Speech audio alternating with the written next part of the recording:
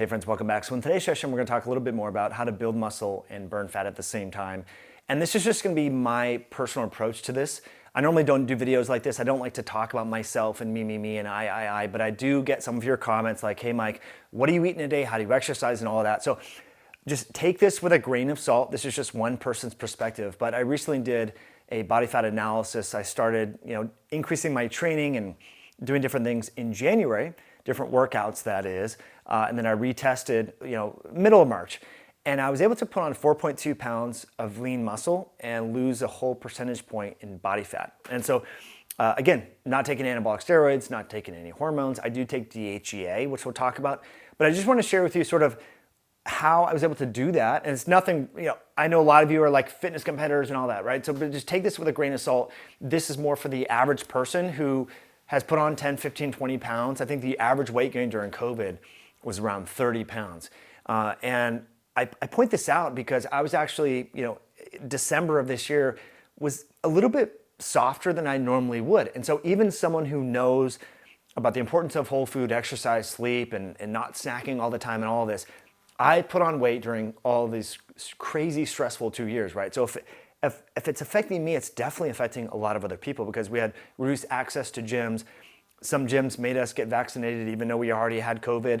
We had to wear a mask and all this crap. And unfortunately, that caused my workouts to suffer. I've seen a lot of comments over the past few years, you don't need a gym to stay fit. I'll say yes, but if you're an extroverted person who likes to work out with friends who push you, your workouts at home by yourself, when your dog's barking at you, your kid's yelling, and you have laundry to do, and you have like trash to take out, your workouts at home are generally not gonna be as good compared to workouts at a gym if you're the type of person who likes going to the gym.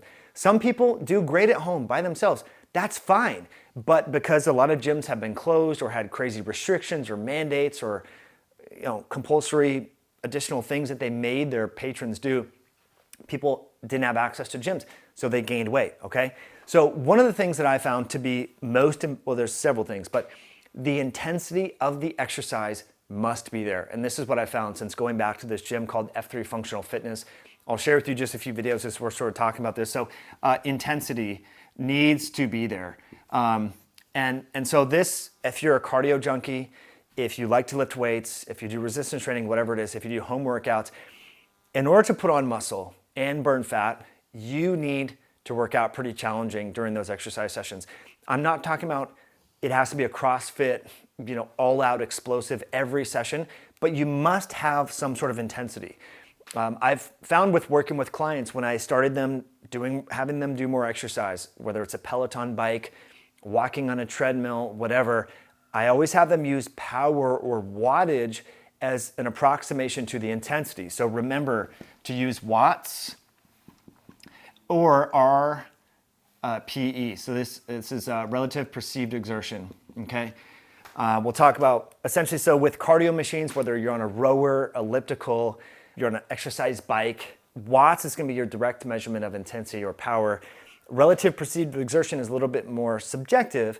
That's like, okay, well, I'm at a 10 out of 10. Like that's all out. That's a 10 out of 10.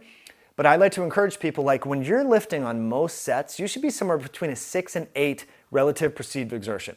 You should still have a few reps in the tank, right? But you shouldn't just be sitting there like doing this, okay? Because if you're not adding that intensity to the muscle, you're not going to get the adaptations that will help you burn fat, okay? When you're doing wattage, I have several clients, oh yeah, I crushed my Peloton workout, man. I feel like I'm really getting progress, but I'm not seeing it on my body. Oh, really? Well, what was your wattage on the bike? Oh, it was 110 watts. Okay, 110 watts is like a lollygag bike ride with my daughter when she was 6, okay? So it's not a whole lot. And so this is when you start to tell people, well, the intensity really matters. And they go, oh my gosh, 110 watts was hard for me because they don't have much muscle, right? So this is where objectively measuring, and that's why I'm very biased with regards to the hierarchy of exercise. Resistance training is most effective because it's very objective.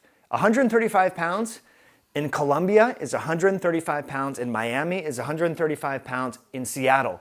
The weight doesn't change. So if you you know where things are at in contrast to just 20 minutes of some arbitrary exercise on a machine. So the intensity really matters. So that was a big thing for me. And going back to a gym where I'm being pushed by different people with friends and a coach, my intensity has ramped up. And so I was able to cause adaptations, and that's reflected in the body fat percentage that I'll show here with the InBody. And again, putting on 4 pounds of muscle, losing a whole percentage point in body fat.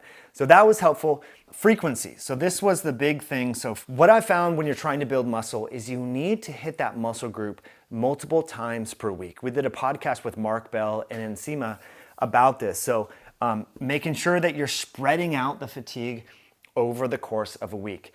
Just talked with Matt Winning, who's been a strength coach and worked with all the folks, Lou Simmons at Westside Barbell and all that for years. Hitting the muscle, 2 to 3 days per week. And so you don't want to do this on back-to-back days, but give yourself 72 hours rest before hitting the muscle group again. But what I found for me, like my lagging body parts, and where I probably put on a fair amount of muscle recently, is in my lats and back and things like that. But by hitting pull-ups and rows and monkey bars and all of the pulling type exercises, which I need to do to not be in this kyphotic head forward type state, I've been doing a lot more frequency, and that can help you build the muscle. Now, the exercises, of course, and the intensity are not going to be massively intense 2 to 3 days per week on the same exercise, same set, same reps. They change. So this is where working with a trainer, a certified strength and conditioning specialist, a CSCS, that's a sort of degree, credential you want to look for, someone who really understands periodization and things like that. But anyway, hitting that body part 2 to 3 days per week, especially your legs. Now, this is one thing that I just want to share with you on the screen here. This is my InBody test. What you can see here is one leg has more muscle than both of my arms. Okay. Now remember, we did a video all about metabolic health and blood sugar regulation and the importance of the lower body muscles because they become insulin resistant before the upper body. Now, muscles are really important because 80% of the post-meal glucose that rises after you eat gets deposited in your muscle. The more muscle that you have in your legs, particularly, especially as you age, the better glucose clearance and insulin clearance you will have, and the healthier from a metabolic perspective you will be. So that's really important that you understand that. Now, your legs, don't neglect them. When I tell people to do legs and I see them at the gym, what are they doing? They're doing leg extensions or leg curls.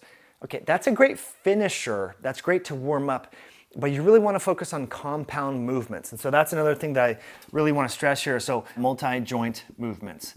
So hinging from the hip. So these can be hip thrusts, these can be deadlifts, this can be squats, this can be Bulgarian split squats where you have one leg up and you're going down.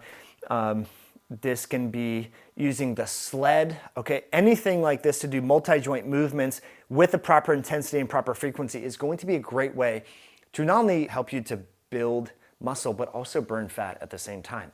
And so I think that's really important that we focus in on this because, again, when I see people even doing home workouts, they're doing bands, kickbacks, or things like that. Nothing wrong with kickbacks. Nothing wrong with walking banded exercises. But you need to increase the load there. Now, if you're worried about your hips, your low back, your knees, this is where you can do knee wraps. This is where you can do unilateral exercises with kettlebells. There's so many variations, and I would recommend looking at the book Glute Lab because that can be so helpful for getting ideas for some of these multi-joint exercises that are so great for the lower body and much more. So that's it for the exercise. We'll finish off on the nutrition, but first I just want to welcome you all back. Thank you for being here. As always, it's Mike. I really appreciate your comments. I really appreciate you sharing this video because that goes a long way with the algorithm. So up to now, if you found this helpful, let me know in the comments and let me know by sharing this with a friend who might find this helpful. So let's talk about feeding windows and feeding window compression. And so what I like to do is follow what's called early time restricted feeding, eTRF. And so generally my window is going to be something 10 to about 7. So that's just me personally. That's just what I do. So I'll normally train right here, kind of the midpoint. It's around between say 12 to 2. In that ballpark, every day is slightly different. But this is another thing that I did that I really feel like helped me. And I've never really heard a lot of people talk about that. And that is training, that is exercising at the same time every day.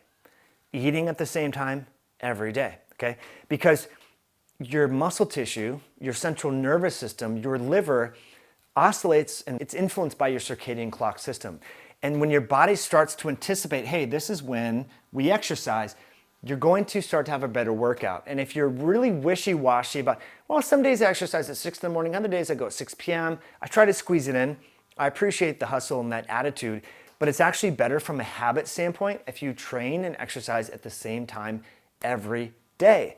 So if it's at noon, if it's at 5 in the morning, if it's at 7 p.m., whatever it is, try to exercise at a time that you can stick to. But I do really feel like there's some benefits there from feeding, refeeding standpoint, glycogen resynthesis, muscle protein synthesis, the whole thing. I'm just not one of these people that can get up at 5 in the morning, so I don't train at 5 in the morning. I just found noon to work for me. But with the early time restricted feeding, what I like about that is you can get into an energy deficit, but you're still sort of fueling your body if you work out before, the afternoon. I know a lot of people, they just intermittent fast and they have a feeding window like say 2 to 9. The problem with something like that is you're going to bed somewhere after that, and you're not giving your body enough time to digest all the energy that you eat. And I think that doesn't lead to the best recovery. It can compromise sleep quality. It can lead to fat gain, okay? So early time restricted feeding. And then the other thing that I've been forced to do this because we have a relatively new dog. I think you've met her by now if you've seen our videos. Roxy, she is a lot of work. She gets me out for short walks. So I'll just put walking, okay? And this is not new at all, stand efforting. Mark Bell have talked about this, but I was surprised at how consistent walking actually led to an increase in fat loss in my own self. And so what I'll do is I'll do 3 time 15-minute walk, okay? So I go in the morning, bike to school with my daughter. That counts as one of those. And I'll go before I work out, and then I'll go in the evening after dinner. So those 3 walks, my friends, not changing the protein, not changing the carbs, not changing the macros, not taking steroids or doing any of that stuff, 4 pounds of muscle, dropped a full percentage point in body fat by just doing these more simple things, training at the same time every day, increasing the intensity, hitting the same muscle group several times per week, spreading that fatigue out over the course of the week. And really the walks, especially after dinner, they really make a difference, okay? So, I get emails from people, hey Mike, I want a consult. I want to do this. And unfortunately, I just right now, in the middle of a book launch and things like this, book writing, can't take on any more clients. But these are all the things that I would suggest to them anyway. Most of the consultation that we end up talking about is, I think I'm sensitive to this food, or I have digestive issues from a certain food. They have some sort of insulin resistance or an exercise deficiency. So hopefully after watching this video, at least we definitely covered that latter sticking point, and that's exercise deficiency. On another video, we can talk more about gut health and things like that. But exercise insufficiency is a recipe for accelerated aging, fat gain, and metabolic disease. You really need to bake this into your lifestyle, however you can. And if you don't like the gym, that's fine. Find an exercise that you like to do. If it's yoga, you can do yoga, and we talked about the frequency and the intensity. You can do power yoga, you can do hatha yoga, you can do a real calming sort of Zen style practice, yin yoga. There's a lot of things you can do and you can switch it up. But you need to be consistent with the time that you train, be consistent with your feeding fasting windows, and try to hit that frequency, hit the muscle several times per week, especially those lagging body parts. If you tend to get, a pooch muffin top, make sure that you're hitting that intensity with the core, but also training your core as well, moving your core around. If you have saggy glutes, hit those glutes in different ways.